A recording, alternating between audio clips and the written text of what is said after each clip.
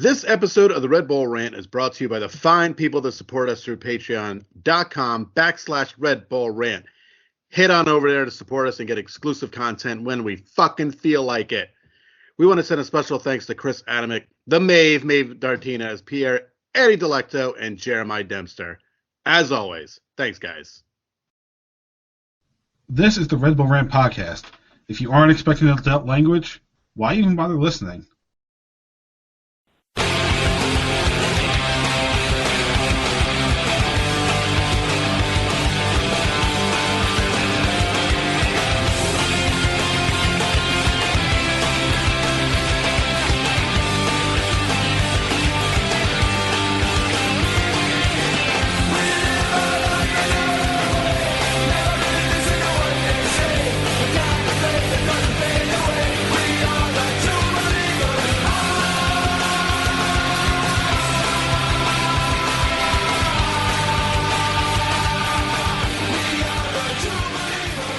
Welcome, my friends, to Son of Rents. This is the Red Bull Rant podcast. I'm your host, Jason Ipico. I'm Truman. And in my free time, I make it happen by hosting a weekly soccer podcast with my friends. You're fucking goddamn right. In this episode 440, calling this one Legends. If anybody's wondering, that's south of Massachusetts going to know what the hell that happened right there. No. All I'm saying is that I got a video and I thought I need to put this in the podcast. So I'm on TV, motherfuckers. How do you like that? All right. So, good news. The Red Bulls won. Not so good news is they didn't really make it up higher in the standings because other teams won. Oops. Yeah, imagine how that works. Red Bulls with a very, very late 1-0 win at home against DC United on the back of John Tolkin deciding to do it all himself because we can't trust our midfielders or forwards to score a fucking goal, apparently. They know how to kick into the side of the net. I noticed that. Yeah. All right. So do you have the any tweets? Are you ready to go? Or just a couple tweets. Our friend Eddie, Pierre Delecto, said, last time I checked, the Pope told DC United to fuck off. The Metro has reminded the world of the Pope's will. And then Ruchesko said, good free kick, but still the worst game they've played since Struber fled. Yearwood was like the wrathful ghost of Kevin Thowell out there, still screwing this team 1 year later. Fully expect RBA to be a slaughterhouse on Saturday. I don't know. I kind of think the Orlando game was worse than this, to a degree. I'll give you my opinion very shortly. Well, go ahead and give it now. We're at the likes and dislikes. So. Oh, we're at the dislikes. That was one of the worst games I've ever seen live. That. We won the goddamn thing. That was a brutal 88 minutes of soccer. Oh, my God. And then one moment, and then another brutal 8 minutes after that, right? Yeah, so, I mean, the whole thing was that I made the trip down for this game, pretty much the one game I got to go to a year, So I make the trip down, and I think I talked about this last week, right? Last year I watched them lose 1-0. The year before that was the rainout game against NYCFC. And we're sitting through 80-something minutes, and I'm like, oh, my God, is this happening again? And that was, that was bad. That was a bad game. I mean, literally kicking the side of the net. Barely any chances. Dante Van Zier getting subbed off early. Jay, do you know why that happened? Because I was at the game, so I didn't see exactly what happened. He came up lame with an injury. I don't remember if there was a contact or not, but just it didn't work out, unfortunately. And then here comes old Barlow. Oh, God. I was so excited when I saw he was starting on the bench. And, I mean, he came in. God, it was so early in that game. I couldn't believe it. Get ready for him to start this week. Yeah, I was just like, good God, we just can't catch a break. But that was 88 minutes of absolute futility. I was pretty sure when we hit minute 70 we weren't going to score. I was like, okay, this is going to be the scoreless draw or we're losing. There's no other option here. Yeah. My dislike, I guess, will be I don't even know. There's so many fucking dead horse topics we can talk about. Well, what do we say all the time? We've been saying it for what, the past season and a half? We're going to play this podcast over and over again. Yeah, we need forwards that can fucking score. That's what we need. Yeah, you're going to literally repeat everything I say every week, and I would never have to do this show again. You could just plug in the same commentary. Defense can't score. Defense can't score. There's a reason Pat decided to take the year off. Yes. It's fucking embarrassing! I'm looking at the stats. We had 9 shots total, 3 on target. Mm-hmm. Like, how? How do we only get 33% of our shots on target? Because they hit the outside of the net. There's the answer right there. And I think two of the shots on target were like from 20 plus yards out, and they were right at the keeper. Yep. Like, it's just glad that Tolkin saw whatever the fuck his name is leaning the wrong way and took the shot. It was almost saved, but I just a little too much on it and couldn't stop it. But thank God he decided to say, you know what, fuck this team. I'm putting it on my back and I'm winning this one. It's almost like we need leadership on the team. Are we getting to the likes? Are we going to segue into that goal? Sure. Yeah. I didn't even think about it. Yeah, that's my like. It's just the fact that he just said, fuck this shit and took it himself. What was really funny is that my friend Juan Jun and I were talking. We were watching the game and they get the free kick. And he's like, when was the last time the Red Bulls scored direct free kick? And we were trying to rack our brains. We couldn't think of it. In recent history, we were racking our brain. Then he fucking scores. First of all, he takes the shot for half a second. You don't think it's going in because the way that ball curved a little bit. It came from outside in. So you think he missed. 100%. And it was literally to the ball was actually bouncing in the back of the net that you realized it went in. You didn't realize it even got past the goalie. It had to actually roll up the back netting. And you're like, holy shit. And then we declared that we willed that to happen because we were talking about it so much that they actually scored on a direct free kick. Yeah, I would take credit for that one. Right. It was a great goal. It really was. I can't wait to see Tolkin in Europe somewhere next year playing for some team because he probably won't be here either. If we're lucky, we'll get one more year, but probably not. Probably not. As long as he goes to a place that he starts and that's not above his level. Correct. Because I think that was the problem with Caden Clark when he left. He left too early and went to a league where he was not ready for that level of play. Yeah. Or apparently even that level of training. Last I heard about Caden Clark, by the way, he's coming back to Minnesota United, so that's worked out pretty well for him. Great. It's so bad we didn't even send him back to us. Like, I know. Red Bull's like, it's not worth it. They never do come back. They never come back. They always go to another team. Always. Doesn't matter who it is. But, I mean, how bad is it that, like, he's like, you know what? It's not even worth putting him on loan with our team in New York to let him develop. We're just going to sell him and get whatever money we can back. Yeah. All right. Any other afterthoughts? Well, yeah. I mean, I was super pumped to be back at Red Bull Arena, so that was fun. Got to see Eddie at the end of the game, so we chatted for a little bit, so that was awesome. And it's just good seeing some old friends and being in the stadium and having a good time and actually seeing him win a fucking game. So overall, it was a great weekend because I did get to see that, and I got to see. I can't spoil it. Listen, this is what I'm gonna tell you guys because I'm not gonna spoil it because I don't know what's gonna happen. But I did see someone during the day on Sunday that is hopefully going to be a future guest on the show. That's all I'm gonna say. That's it. That's it. That's what we call a teaser, folks. That is a super teaser. So we will actually have something special. And his name is John C. He lives the next town over. Next town over from me, West Newbury. He's right there. I could drive to his house. Rap-a-doo. Man, imagine John Cena threw down a Red Bull Rant rap for us. I love it. So I will tell you this is actually pretty funny. There's no way you have this handy, and I'm not going to have you bother finding it. But I did go to this wrestling expo thing. I think it's called like Wrestle Bash, and one Colt Cabana was there. So I did chat with Colt Cabana for a little while, and I reminded him that he actually did a soundbite for this podcast. No, I don't have it anymore. I'd have to go back and like an old episode and dig it out. Yep, but he did. If you guys who've been listening for a long time remember, he actually did a soundbite, and that man still has no idea what the Red Bulls are, what Major League Soccer is. I don't even know if he knows what a soccer ball is. That guy loves wrestling, and that's it.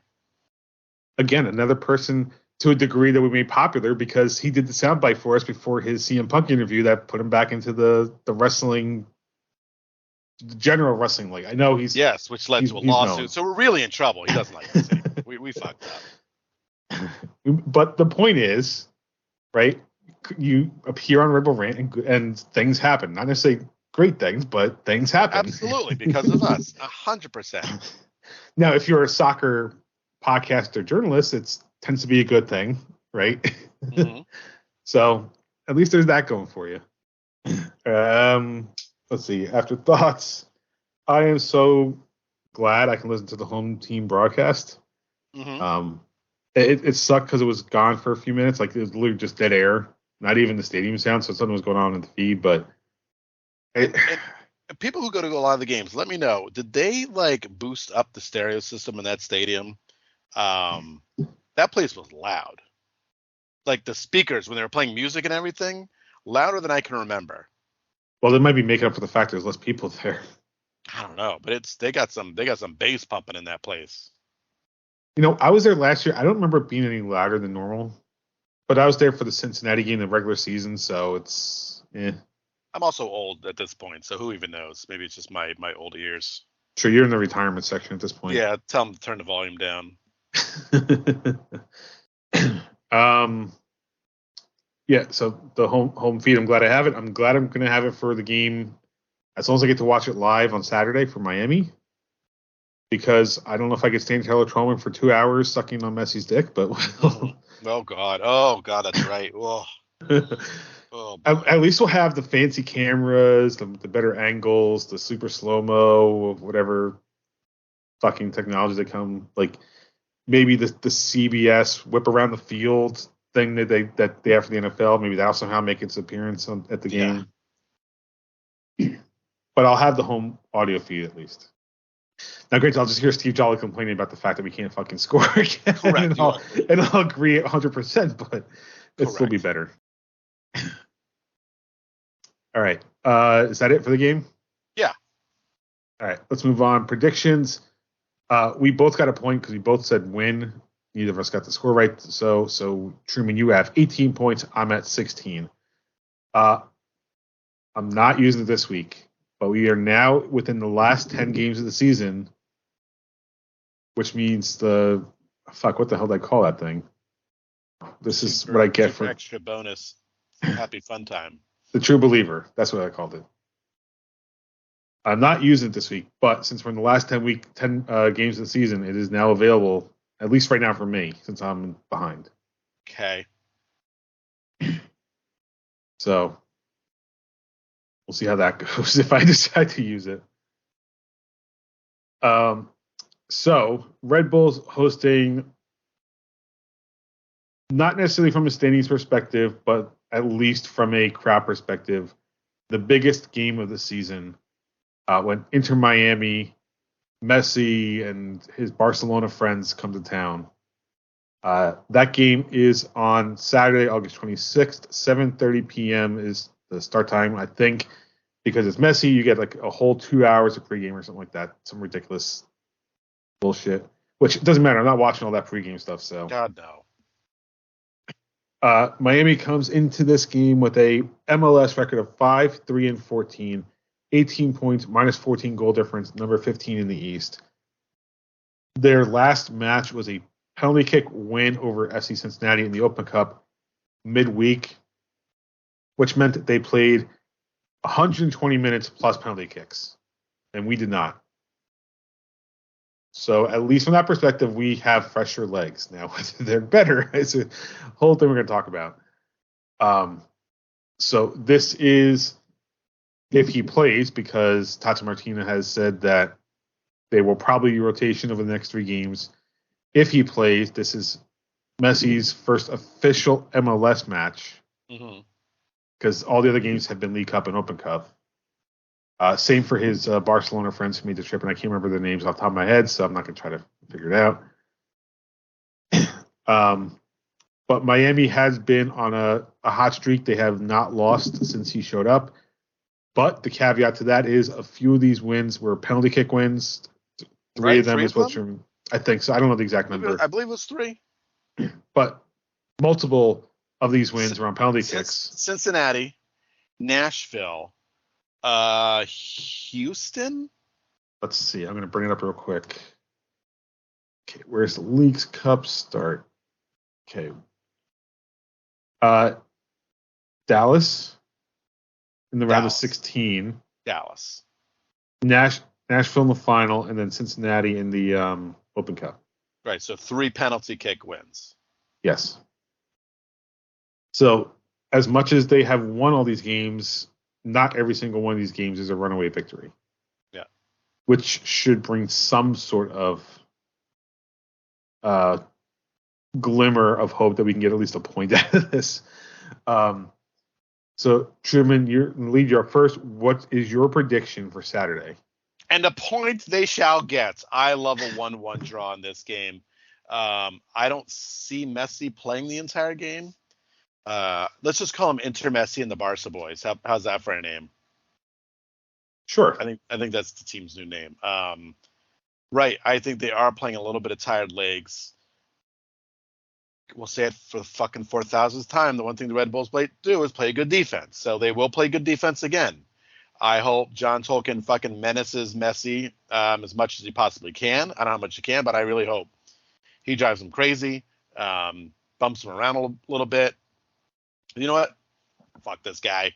I don't care who says he's the GOAT. I don't care. He's playing the Red Bull, so I want him to get knocked up, beat around, whatever. Just slide tackle this guy, throw some sand in his eye, do anything you need to stop him. So I don't think the Miami's defense is not fucking stellar. You know, they've given up a lot of goals in MLS this year. And a lot of goals since he showed up. So since Messi has joined the team, they've given up, let's see, 1, 2, 6, 7, 8 in 7 matches, which is not terrible, but Messi's not exactly known for playing defense at this point. So right. So I mean, they're basically 10 on 11 for defense. You're gonna have to contain their offense, which is a tall task because they got a lot of great players on offense, but they never did anything to improve the defense. They did nothing. And I listen. I like a little 1-1 draw to kind of spoil his MLS debut.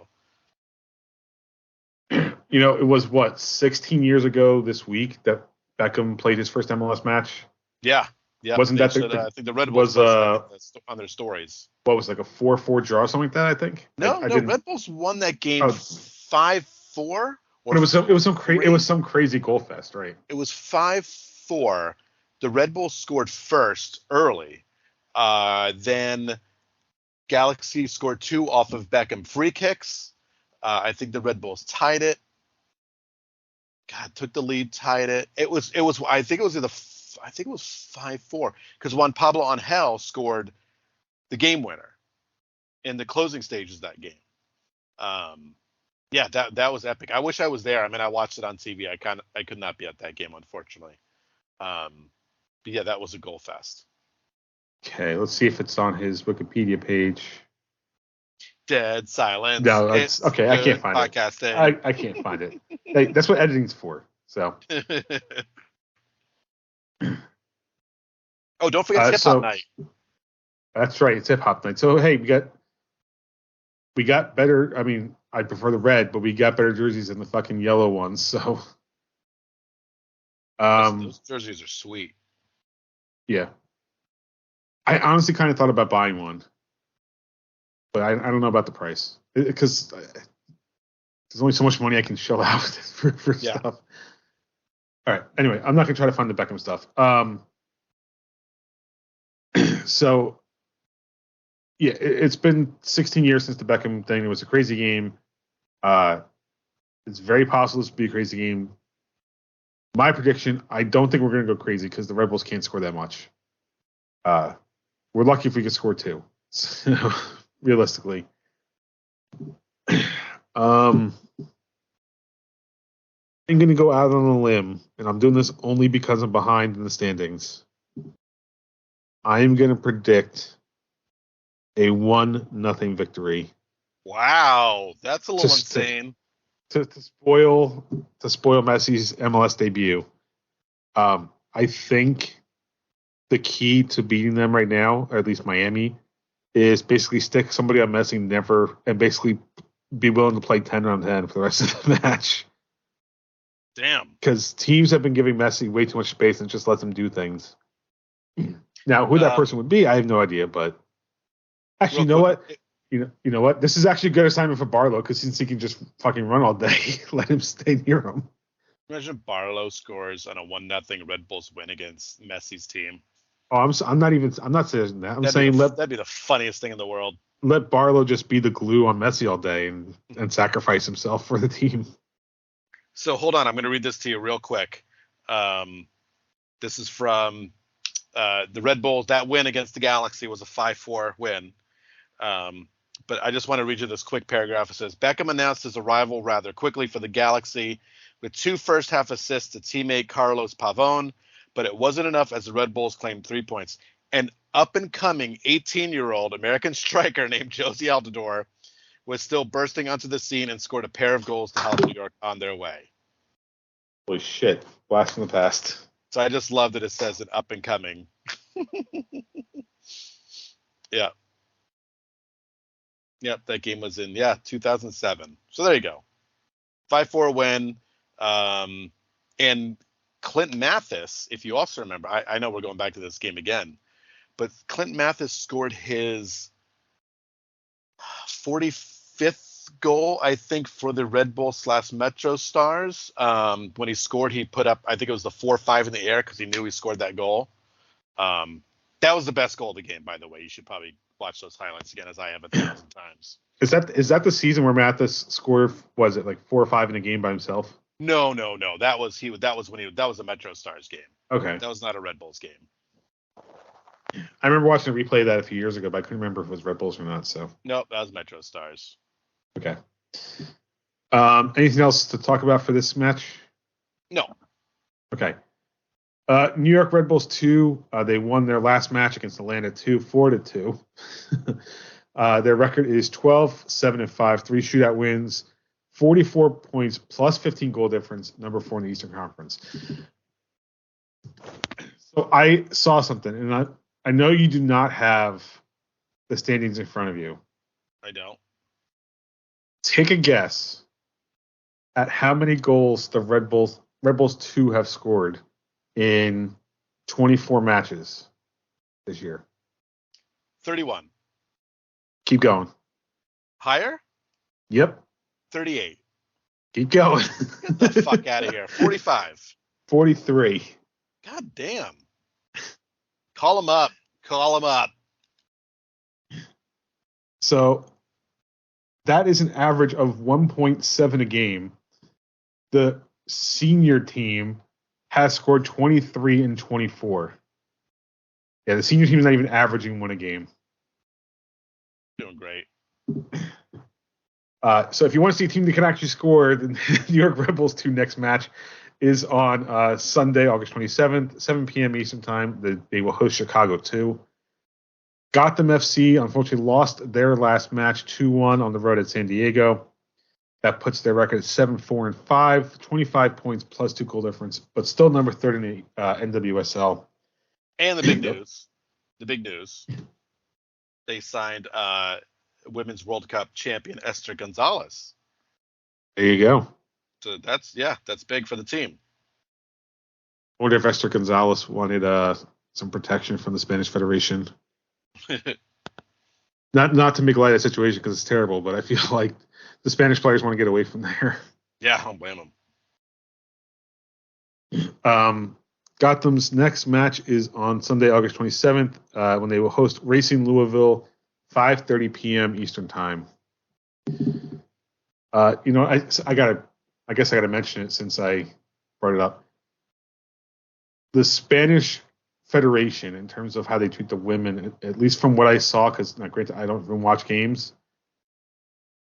But holy fucking shit, some of these stories that have come out since the final, like what was it, like 12 different players left the team because of the coach, and he didn't bring any of them back. The coach basically just handed the lineup card, and the player did the rest of the job. There was a picture of the head coach possibly inappropriately grabbing an assistant while celebrating a goal. Classy. I think the president of the Spanish FA kissing a player on the mouth while handing out the medals at the World Cup final. Like, what the fuck is going on? Gross. Like, I know, like, the U.S. isn't perfect, but Jesus Christ, we're nowhere close to that. Right. Like, what the hell is going on in the Spanish Federation? I guess anything they want. That's what's going on. Well, FIFA at least opened up an investigation, I think, into the kiss. So at least there's something, but Jesus. Oh, thank God FIFA's on top of it. Well, thank God. Well, I They're at mean, the bottom of it. I mean, the was the guy, whatever the fucking his name is, the head of FIFA, was he even there to hand out the trophy for the final? No. It just goes to show you how things are. All right, time to move on. Next up, it's Red Bull F1 update. And box now, box for hard. Stay out. Fuck! Tire. Well, we're back. Racing's back this weekend. We're in the Netherlands. Max Verstappen is probably going to win. There's no way he's going to lose on home turf. So, there may be one way. Because Tom apparently, Barlow drives. That'd be kind of interesting to see. But no, apparently it's supposed to rain for all 3 days. So I'm not worried about it. Other news is that I saw that Williams is already getting rid of Logan Sargent, I think at the end of the year. So his career lasted all of a season. Williams, the only American driver. Yeah, Williams, who gives a shit who's driving your car? You're never going to win anything. Just let the kid get some experience, for crying out loud. What's your aspirations, really? To be third or fourth, I guess. If they're lucky. Actually, where are they? Because I will tell you. I'm going to tell you right now how many points they have. All right. I'm going to go right here to the standings, constructors, and they have 11 points. 11. Jesus. Red Bull Racing has 503. If anyone doesn't follow F1, that's the difference. And number 2 Mercedes is at 247. So Correct. They could double their points and still not reach Red Bull. Yeah. So there you go. I mean, Logan Sargent does have 0 points for this season, so that's not good either. But still, you're Williams. You're not going anywhere. I mean, Nick DeVries has 0 points. Oh, wait. Right. That's right. They got rid of him already. That's correct. He's gone. There's a bunch of drivers. Holy shit. I didn't realize this, that there's the whole bottom half of the field and the drivers is 0 points. I didn't realize that. Yeah. Okay, this doesn't make sense to me.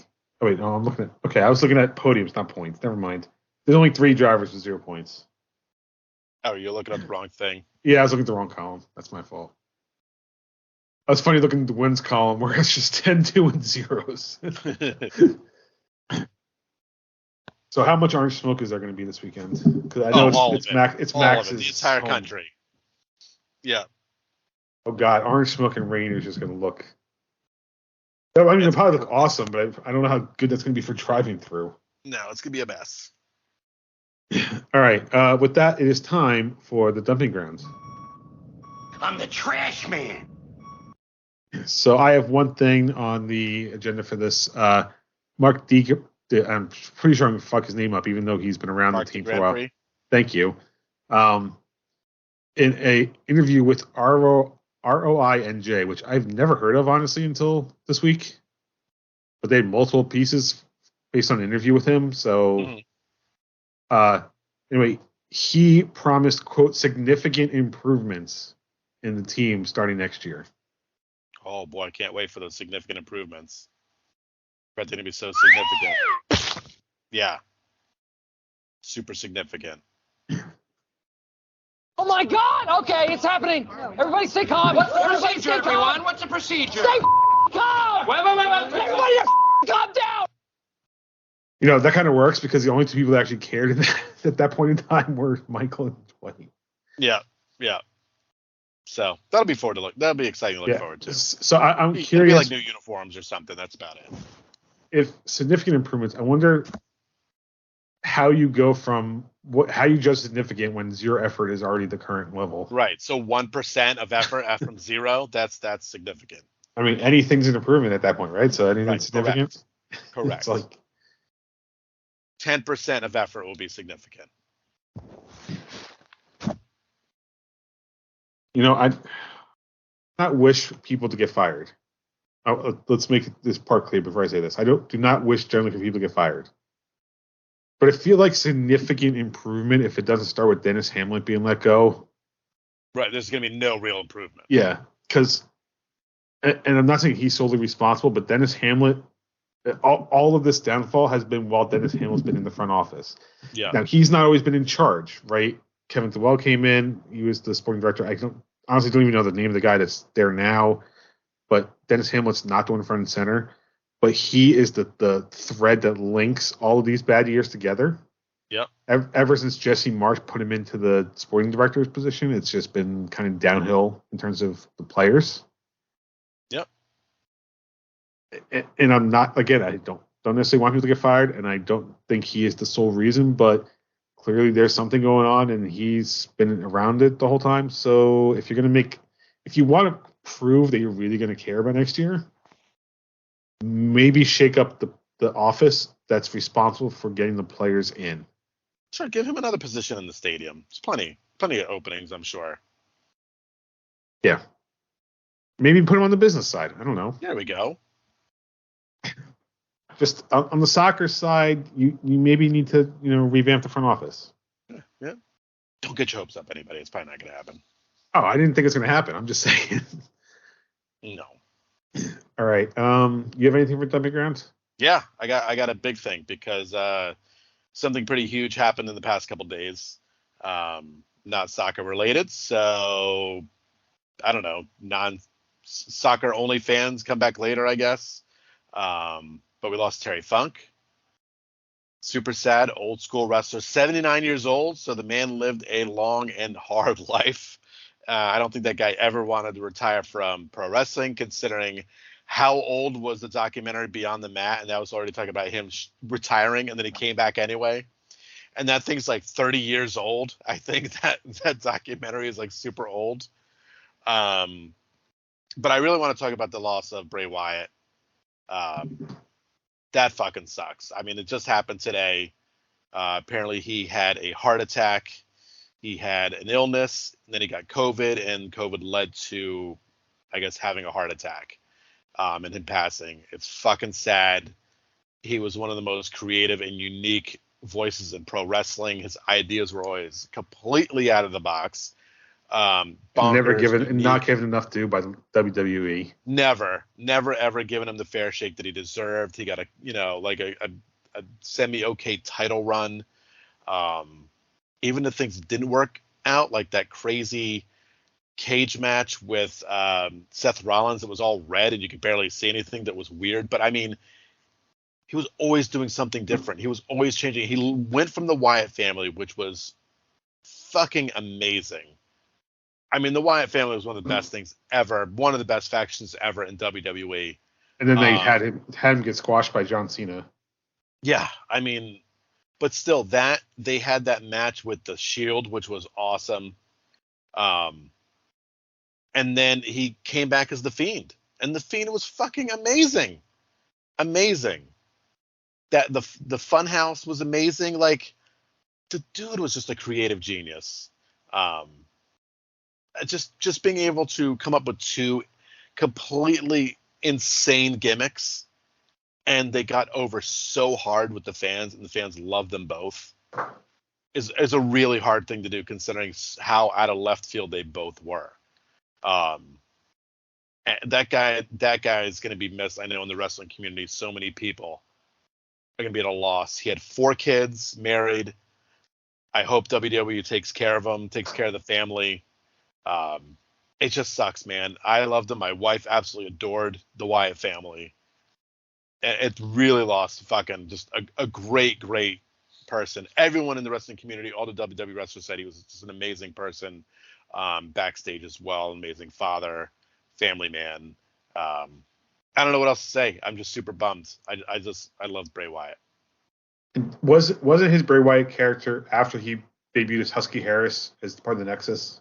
Correct. Yeah. So he had to reinvent himself to get away from the Nexus, which again got squashed by John Cena. Yep. So he had to do it multiple times. Yep. It was almost, to a degree, it's like he was kind of following Chris Jericho's footsteps, because Jericho's great at reinventing himself every few years. He is. Either a full character reboot or just tweaks, but I don't know his real name, but the guy who played Bray Wyatt and Husky Harris, his name's Wyndham Rotunda. Wyndham Rotunda. Okay, yep. I remember that. But yeah, he just had that ability to take what he was given and run with it. Yep. You know who his dad was, correct? Do you know who his dad was? No.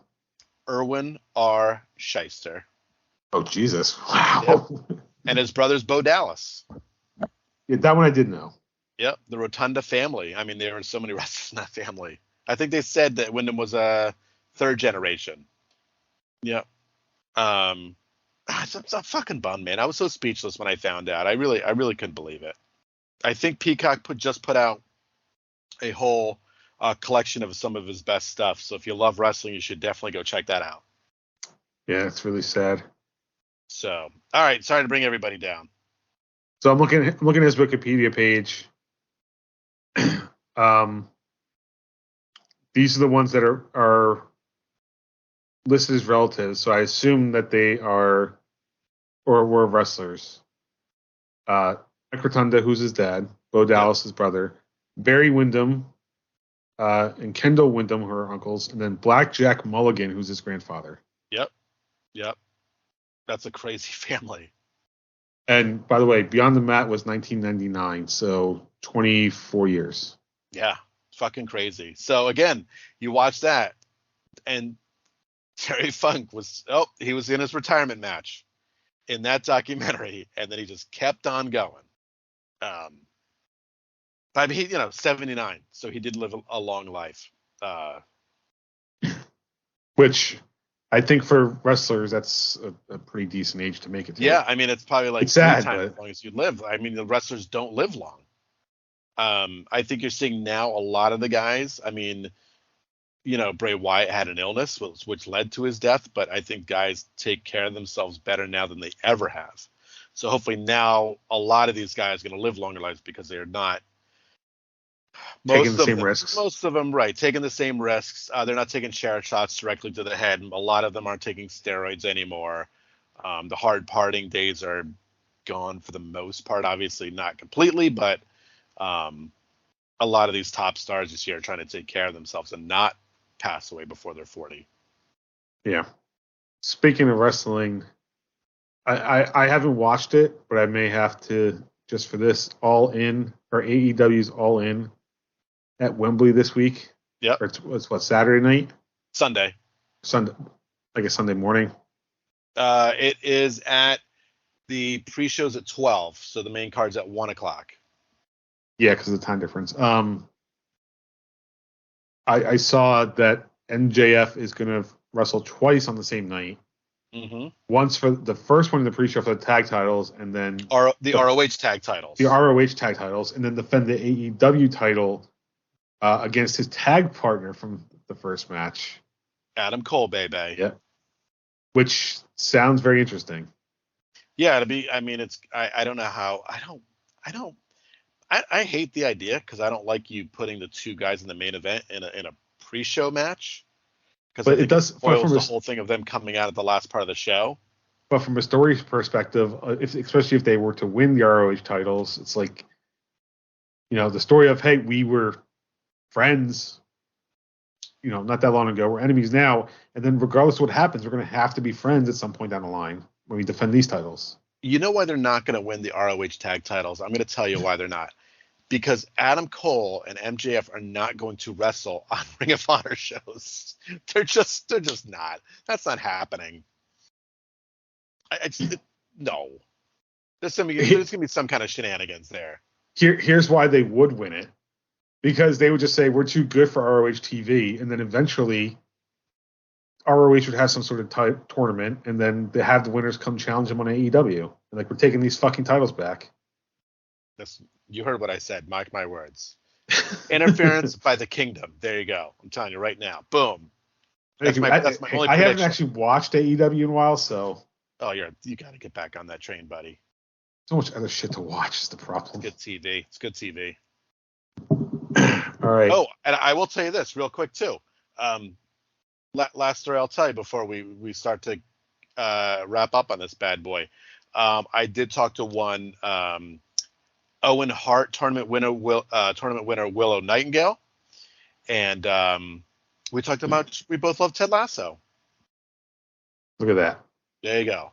Ted Lasso rules. Soccer, putting people together through Ted Lasso. That's right. All right. It's time for the last segment of the show, Truman's Terrible Team of the Week. That's terrible. And I have a bad feeling I know who it's going to be. Why? Who do you think it's going to be? I think it's going to be my team in England, but I could be wrong about that. No, I would never do that to you. Going to keep it MLS related. There was a few good choices. There was a few. I could have made fun of NYCFC for losing a home 2-0, but we could probably do the same thing this weekend, so I won't. I'm very torn, but I'm going to go with Houston beating Portland 5-0. My other pick was going to be St. Louis beating Austin 6-3, but I think 5-0 is more embarrassing than 6-3. Especially because I think the first 5 were in like the first 20 minutes. Or sorry, the first 3 goals were in 20 minutes. Yeah, 5th minute, 11th minute, 14th minute. Yep. So it was 4 goals in the first half. And at least in the other match, you could say, hey, they put up some sort of fight because it was 6-3. Yeah. So, I mean, Portland sucks this year. But 5-0, guys. Woo. I mean, we might be talking about this next week anyway. So us losing 5-0. You at least had the built-in excuse of Messi. Correct. All right. Anything else before we wrap up? No. Okay. You can visit us at patreon.com/Red Bull Rant. $1 a month gets you exclusive content such as monthly wrap-ups, live post games, anything we decide to do. And I have a feeling we're going to have one of those coming soon. Red Bull Rant. They can't see me nodding. No, they can't. This is radio, not TV. Yeah. You want to email us, redbullrant@gmail.com. If you want to call us, 973-348-5329. Facebook.com/Red Bull Rant. On Twitter, at Red Bull Rant for the show, at Dr. Stooge for myself, at the Truman for Truman. Subscribe to our show via iTunes, YouTube, SoundCloud, Spotify, anywhere you can find a podcast. Last words before we get out of here. Break Messi's shins and win. I wish I had to sweep the leg. Oh, yeah. Speaking of which, Ralph Macchio is apparently a Jets fan. He was at the end of the latest Hard Knocks. Oh, I haven't watched it, but yeah, he's a diehard Jets fan. Yeah. I did not realize that. Yep, he's Long Island boy. Yep. And so have you watched at least like the first 2 episodes? I did, of course I did. I'm not okay. Hard Knocks. Do you see the hat that they're giving the celebrities to wear?